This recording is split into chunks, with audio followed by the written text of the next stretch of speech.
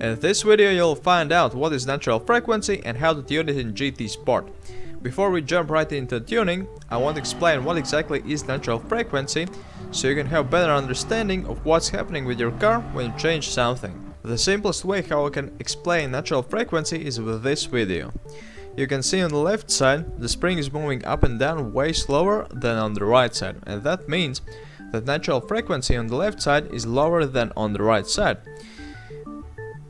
If you go over a bump with the car, springs in the car are doing the same, and the car starts to bounce, and this bouncing is the ride's natural frequency.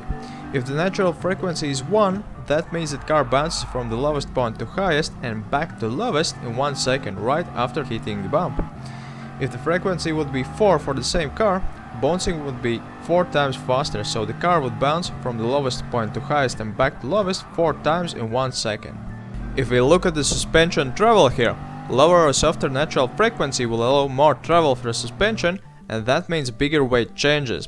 Imagine when the car hits a bump with only left side, the suspension will rebound only on the left side and the car will bounce only on the left side. Why is it important to notice this? Because the weight difference between left and right side here will affect the grip. For example, here if we look at the difference between both sides, you can see that suspension allows the left side of the car to be closer to the road because of the body roll, so it has more grip.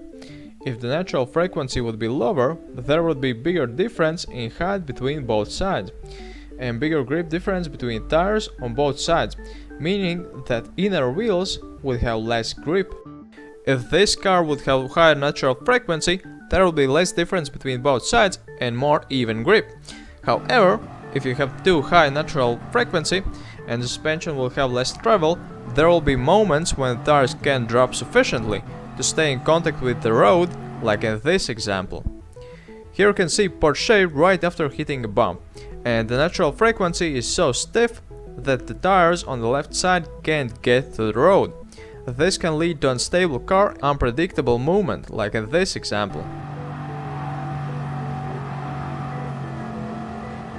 In the next example, the Mini has rear inner wheel in the air. This mainly is because of braking and turning at the same time, so the weight shifts away from inner wheel, but if the natural frequency would be lower and it would allow more suspension travel, the wheel would stay in contact with the road.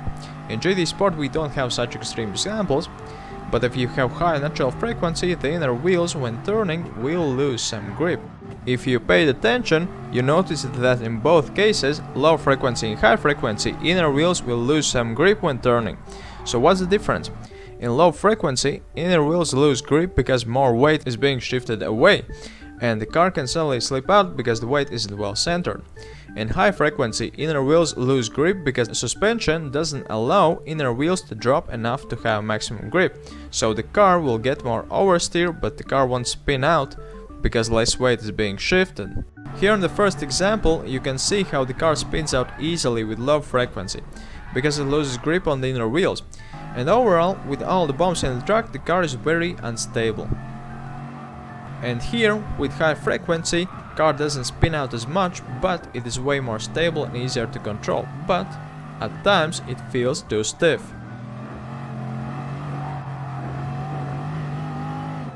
So, after all this, there is very little to say about tuning natural frequency.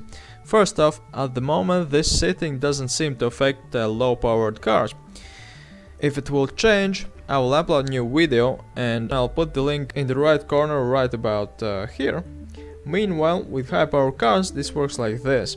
Lower natural frequency means that car will be more unstable because of weight shifting, and higher natural frequency means that car will be more unstable because of grip changes.